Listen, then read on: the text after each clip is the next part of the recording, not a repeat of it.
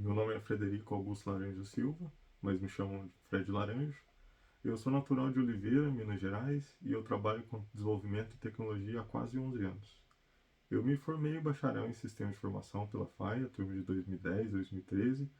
Eu me pós-graduei pelo Inatel, especialista em desenvolvimento de aplicações para dispositivos móveis e cloud computing, turma de 2016 2018. Realmente eu iniciei na área antes mesmo de me formar, na Compels Informática, com desenvolvimento de RP, e lá eu trabalhei por 4 anos e meio aproximadamente. Em 2015 eu me juntei ao Inatel como especialista em sistemas, trabalhei em 2 projetos nacionais de gerenciamento de GPON e depois me juntei ao projeto Ericsson Internacional, onde eu tive a oportunidade de trabalhar com diversas equipes de altíssima performance, pude ter o contato com línguas estrangeiras, culturas estrangeiras e outros tipos de desenvolvimento, sempre voltado com tecnologias de mercado e bastante coisa nova para aprender. E fechando com esse projeto da Ericsson, eu trabalhei ao todo 6 anos no Inatel. Já no ano passado, em outubro de 2021, eu iniciei uma jornada que concretiza um sonho antigo. Eu abracei uma oportunidade de trabalhar na Keys Game Studio e trabalhar no mercado de games, que é um sonho de longa data. A área de games, né, games como um todo, tem muitos conceitos que são os mesmos de desenvolvimento de sistemas e as tecnologias usadas pelo mercado atual.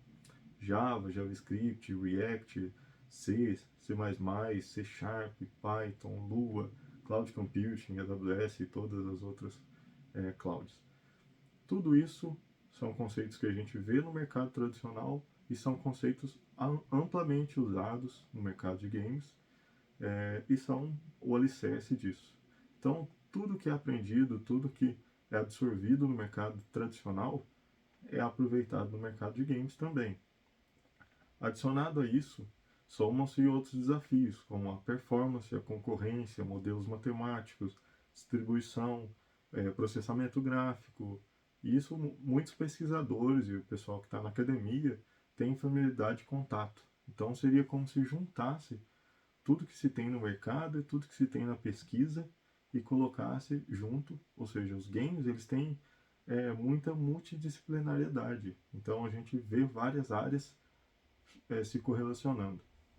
E falando dos papéis também, a gente não tem só papéis de desenvolvimento e não só um papel de desenvolvimento também no mercado de games.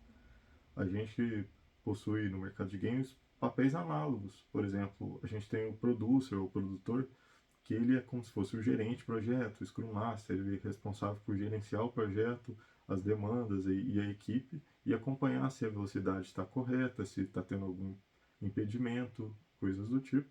A gente tem gerente de produto ou Product Manager, PM, ele cuida das métricas, dos objetivos da manutenção do produto, ele lê o que, do mesmo jeito que um Product Manager, ele vê o que o usuário espera. O Product Manager em games, ele quer olhar o que os players estão falando, o que a comunidade quer, o que os outros jogos estão integrando para trazer, se é que faz sentido para o nicho. Então tem que estar sempre antenado nisso tudo, e manter o produto sempre na mesma linha. Tem uns também que é muito importante em qualquer área, UI e UX. Né? UI para interface e UX de experiência de usuário. A preocupação com a interface e experiência do usuário são primordiais em quase todos os aplicativos, em quase todas as aplicações, mas ainda mais em games, que o apelo visual, o apelo para se entender o que está sendo passado ali é muito importante e muita informação está sendo trafegada ali. Então é bem importante que ela esteja bem organizada e entregue realmente o que se quer passar.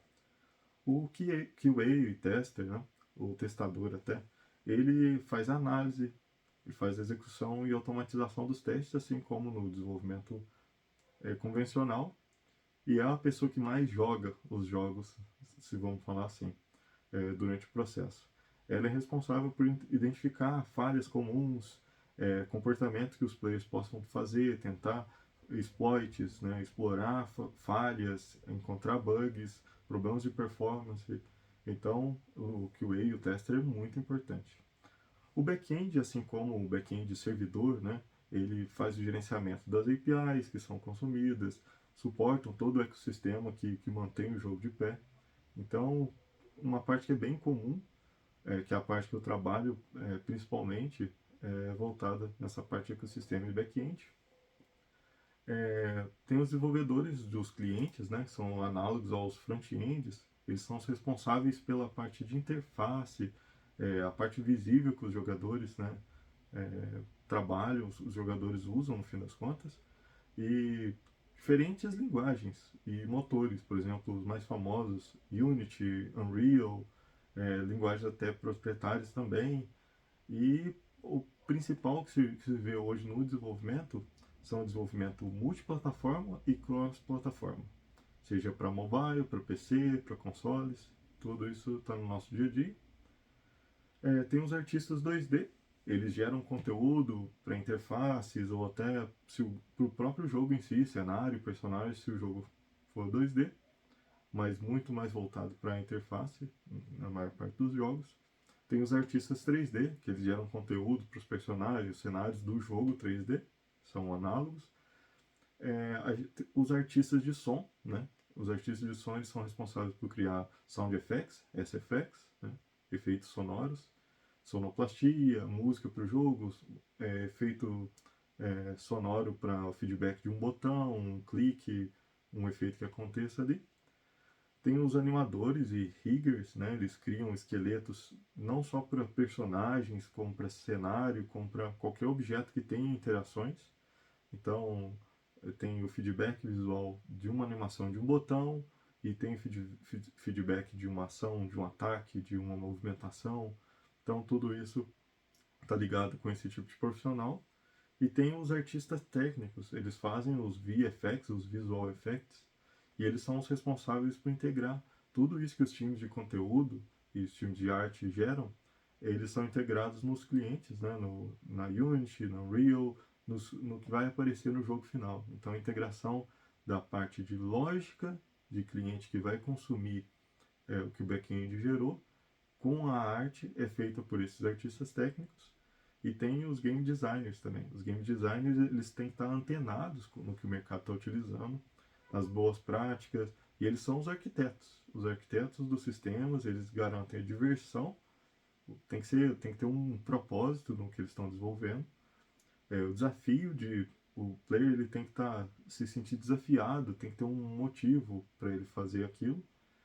O balanceamento, eu não posso simplesmente colocar algo que vai dar só vantagens para o player, eu tenho que entender como que isso vai ficar em relação aos outros players, como que fica em relação à economia. Economia é uma coisa que o game designer tem que estar muito ligado quando se rola uma economia no jogo.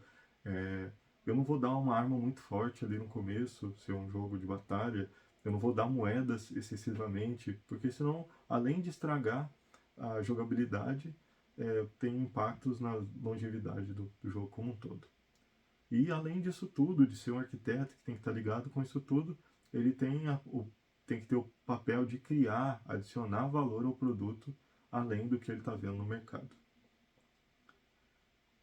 A indústria, como um todo, ela acomoda diferentes profissionais de diversas áreas, como todas essas que eu citei, e fora as outras áreas comuns que a gente vê em outras áreas da indústria. Ela é muito conhecida por ser diversa e inclusiva, e um ponto principal que tem que ser levantado é que, como toda a indústria de tecnologia, né, a gente sabe os motivos que forçaram a ampliação da aderência por home office, por teletrabalho e o trabalho remoto como um todo, né? E isso abriu mais portas para o trabalho remoto, as oportunidades estão se expandindo e cada vez mais tem se provado que profissionais de diversas áreas do mundo todo, eles conseguem trabalhar junto, eles conseguem performar junto. Então, do mesmo jeito que mais oportunidades aparecem, você tem que estar preparado porque você está competindo também com o mundo inteiro. Então, a concorrência e as oportunidades elas estão andando junto. Cabe você estar preparado para isso. Então, para explicar um pouquinho, né, como que eu pulei para esse mundo de games, eu estou falando desse sonho, de tudo mais, né? A minha trajetória com games, ela começou muitos anos atrás, durante os anos de escola, como vários de nós, né, que somos afeiçoados por isso. Jogava, aí comecei a fazer mods, bots, trabalhando um pouquinho no RPG Maker, fazendo uns jogos mais simples, mas exercitando um pouco disso. E uma coisa que se dá muito valor é entender que criar jogos é além de criar jogos digitais. A criação de um jogo de carta com novas regras, jogos de RPG de mesa, conseguir você criar regras que cativam os outros jogadores, principalmente regras flexíveis que permitem que 2 jogadores, 4 jogadores, 16 jogadores, diferentes combinações de regras e todo o ecossistema funciona. Então isso também é desenvolver jogos. Então, o meu foco, o que eu sempre gostei, foi mais na linha digital, que é o comumente visto porque a gente joga e tem acesso a muitos jogos digitais. Então teve esses acessos, esses contatos durante a minha infância e adolescência, durante esse período que eu comentei. E durante a faculdade eu tive contato com Allegro, C, SDL, C++, Java, Unity, C Sharp, e junto com vários outros cursos paralelos que eu fui sempre estive antenado e gostando dessa área, eu pude me aprofundar nessas linguagens, nos frameworks e motores. Quando eu estava na faculdade, quando eu estava para me formar, era muito difícil você entrar na área. O que a gente via muito eram pessoas que eram sonhadores, vendiam o próprio carro, pegavam as poucas economias, juntavam um grupo de amigos, assim, só na ideia de vamos montar uma empresa, vamos empreender, mas eu não sei se vai dar certo, não sei se a gente vai terminar o jogo, é muito ambicioso. E uma coisa que a gente vê muito, que interrompe esses sonhadores, é eles pensarem muito grande. E isso foi por muitos anos assim, eu vou fazer um novo GTA, vou fazer o GTA brasileiro, eu vou fazer um jogo MMO, um jogo grandioso. Esses eram os tipos de jogos que as grandes empresas não conseguem manter, precisa de muito investimento. Então, esse é um erro muito comum de quem quer começar na área, gosta desse tipo de jogo e quer tentar fazer. O importante é você começar, uma palavra muito importante é portfólio. Então, como que você, se você não tem contato ainda, como que você comprova que você já experimentou, que você entende um pouco do desenvolvimento, que você entende quais são as métricas, o que que tem, as mecânicas de um jogo, o que que faz daquele jogo ter um sentido, né? Então, vale você experimentar, fazer cursos, você criar seu próprio portfólio. Eu fiz um joguinho, um demo que seja de um joguinho de corrida, de um jogo FPS de tiro, né? Ou um tiro de plataforma, jogo de tipo Super Mario, que você vai subindo, coletando itens, pulos.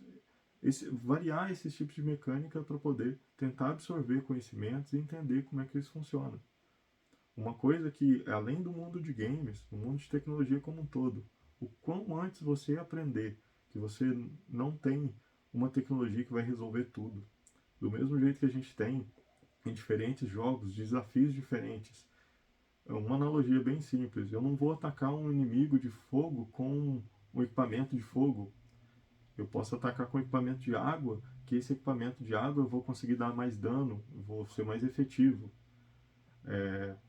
E esse tipo de analogia, ele é mais ou menos como que a gente tem que pensar nas tecnologias. Então eu não posso ser, o termo que é muito usado é o termo fanboy. Eu não posso falar, vestir a camisa de uma linguagem, de uma tecnologia e falar, eu vou usar ela para tudo. Pode ser que você consiga. Você vai passar mais problemas, vai ter mais dificuldade, mas você tem que ter mente aberta para poder entender que tem diferentes tecnologias, diferentes linguagens para resolver diferentes problemas.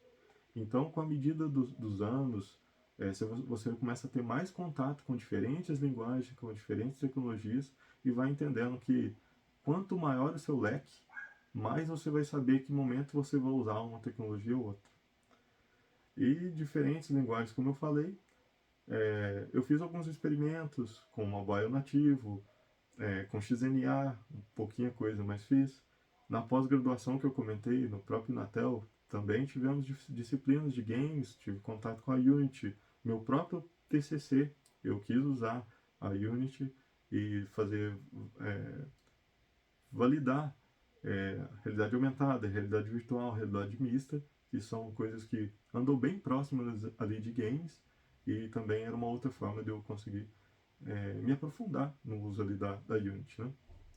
falando um pouco sobre portfólio. Eu não tenho ideias, eu não sei como começar um game, por exemplo. Game jams ou hackathons, elas são uma boa forma de você criar networking, aprender com outras pessoas. E na própria Secomp de anos anteriores, a gente teve a Code Painted and Glory, né, que foram Game Jams, eu pude participar das 3 ocorrências, e usando Construct 2, Unity, a gente pôde fazer 3 diferentes jogos e aprender muito. E junto com esse contato, as pessoas que eu conheci por ali, um deles é o Flaviano. Flaviano, a gente começou depois das Game Jams, um projeto de desenho. Várias pessoas que são artistas e gostam disso, gostam por causa de mangá, gostam por causa de anime, de arte como um todo, mas muitas gostam por causa de quero fazer personagem, quero fazer cenário, quero fazer interface para games. Então anda muito próximo. Vários dos fundamentos são bem relacionados.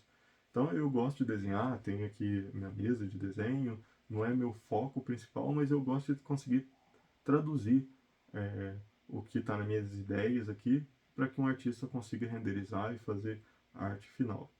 Então o Flaviano que eu citei foi uma pessoa que eu conheci no primeiro ano, né, das Game Jams, tanto ele quanto o Richard, quanto o Francisco, o Juliano, a Paloma, o Agnaldo, o João, o Ian, todos eles foram as pessoas, né, foi citando os nomes aqui, que participaram desses anos todos.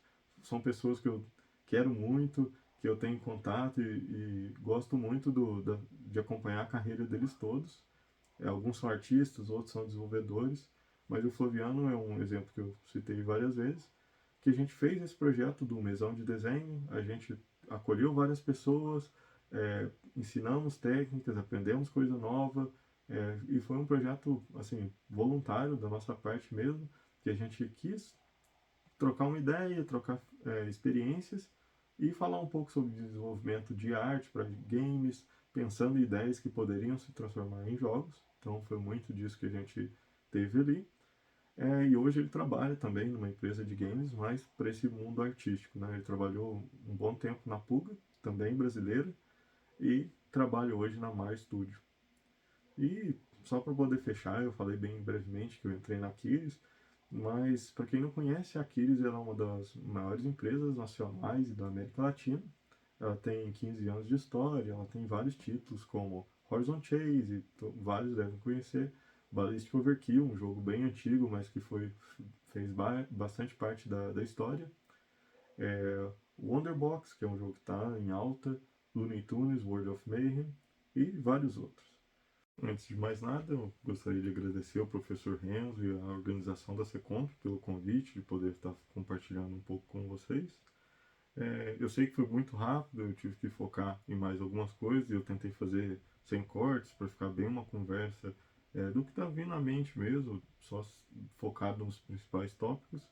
Mas fica o meu contato, é, vocês podem encontrar nas redes sociais, no Instagram, no LinkedIn, Fred L. Laranjos, sempre eu coloco um L a mais. Então fiquem à vontade de me procurar se quiserem saber mais sobre o que eu faço no dia a dia, sobre como foi o processo seletivo, sobre o que eu sei do mercado. Tem várias vagas abertas de diferentes empresas nacionais e internacionais, mas principalmente o mercado nacional hoje está bem aquecido, recebendo bastante investimento de empresas de fora, sendo bem visado e é uma boa oportunidade para quem quer entrar e ingressar na área. Então, tenham dúvidas, querem trocar ideia, pode me procurar. Se tiver dificuldade de me encontrar, procura o professor Renzo e a organização que eles vão saber repassar meus contatos, tá joia? Prazer em falar com vocês e até a próxima.